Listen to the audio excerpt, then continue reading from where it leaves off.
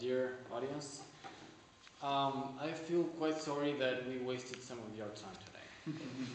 I mean, having to go through half an hour of dispute about what enforcement is and isn't wasted your time completely. I'm truly sorry for it. And I thank our opposition for it. So we had 5 clash points. We had clash point on democracy, what a democracy is, because they agreed with our definition and they replaced it. Then we had a clash point about what enforcement is. I mean, if we are, I don't know, 3 people and one of us disagrees, then he would be enforcing his whatever vision on us and so on. Come on, guys. I mean, enforcement and aggression and violence is not the same thing.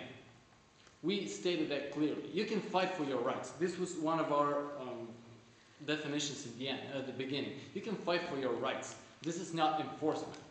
Enforcement is when, I'm quoting now, imposing an order against the will of people. And excuse me, but if there are 70% that wanted a change, this is the will of the people because they are a minority. They are a majority. This is the collective will of people. I mean, you can do the math. 70 is way more than 30, and overall, this is the collective will of people. And in France, yeah, you said that there might be a lot of people in those 30%, but they are a minority. And the collective will is that, you know the results. Okay, we had a clash point in our first argument, okay, and again, it was a bit switched because this is what we just heard from the leader of the opposition was not what we said. She said that democracy cannot be achieved through fighting. This is not what we said.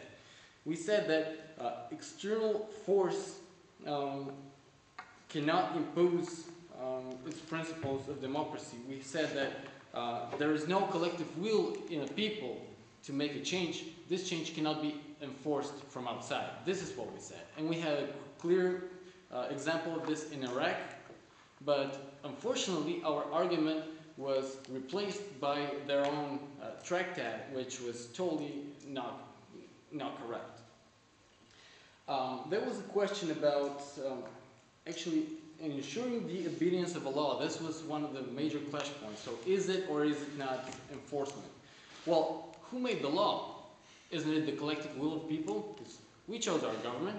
They made the law. This is our will. So we are actually, we are not enforced by our will because the laws are what we wanted them to be. So this is this is again not the same thing as fight. This is not connected to violence. We are not enforced by what we chose ourselves. And the freedom of choice, this is the essence of democracy. So you have, it's not a clash point, it's a controversy in their own speech. Our second argument, we said that democracy is successful only when it's earned. So this could include force. We said that.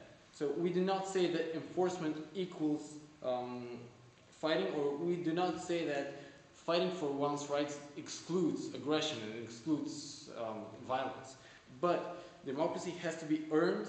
It can include force, but this is something that has to come from inside. It is an expression of the collective will of people. It cannot be imposed, it cannot be enforced by a third party or external agent. It cannot be achieved by only a minority or a fraction of a society. Because enforcing does not mean, enforcing does not mean if you have a minority and they want to, if you have a majority and they want to make a change, they're not enforcing their principles, their beliefs over the rest of the people, over the minority. This is something completely different. We are speaking about collective will of a nation.